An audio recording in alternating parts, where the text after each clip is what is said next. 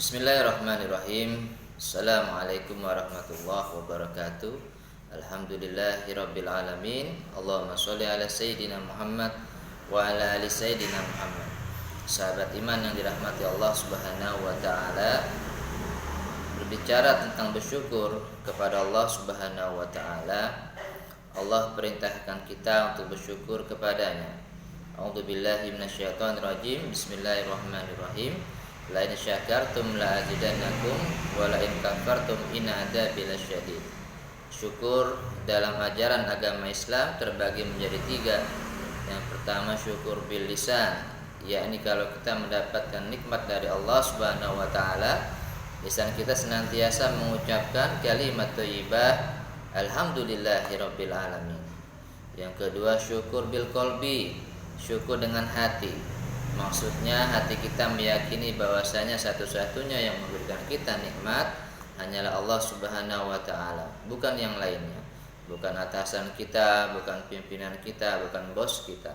Mereka adalah jalannya bagi kita mendapatkan rizki dari Allah Subhanahu wa taala.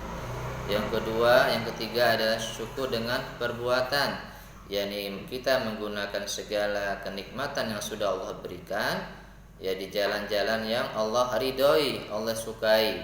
Kalau kita punya motor atau mobil, jangan digunakan untuk balap-balapan, untuk trek-trekan, tapi gunakan untuk ya silaturahmi, ya silaturahmi ke rumah orang tua, ke rumah mertua, ke rumah guru-guru kita, saudara kita, sahabat-sahabat kita, maka akan berkah jadinya.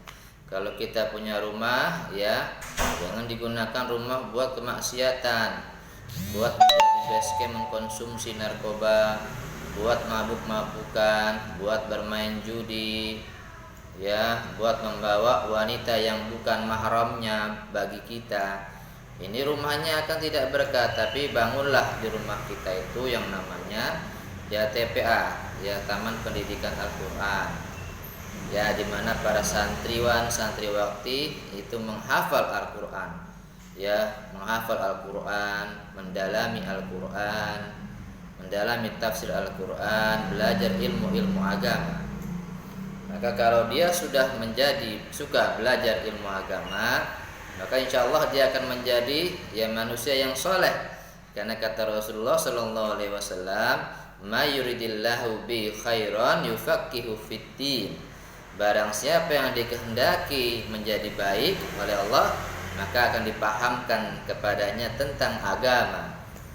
Paham agama, tahu halal haram, tahu yang makruh, tahu yang mubah, tahu yang haram, maka tahu ilmu akhlak, adab kepada orang tuanya, kepada tetangganya, kepada tamunya, ya adab kepada kitab suci Al-Quran, maka dia akan menjadi manusia yang baik, ya.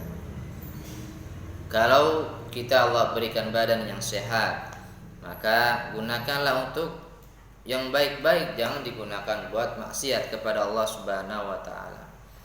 Ya, badan digunakan buat remaja nih, bonceng-boncengan dengan wanita yang bukan mahram, atau dengan pria yang bukan muhrimnya, pegang-pegangan tangan.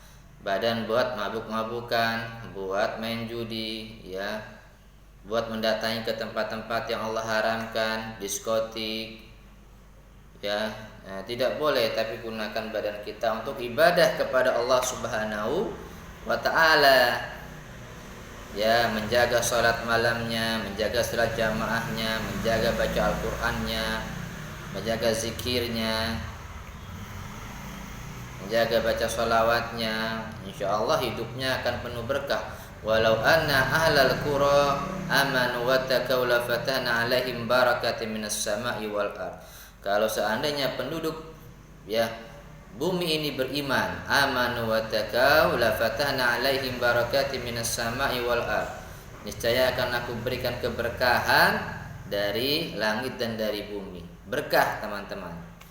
Kalau badan digunakan buat kebaikan terus, buat ibadah terus, maka kuncinya berkah itu Allah tambahkan.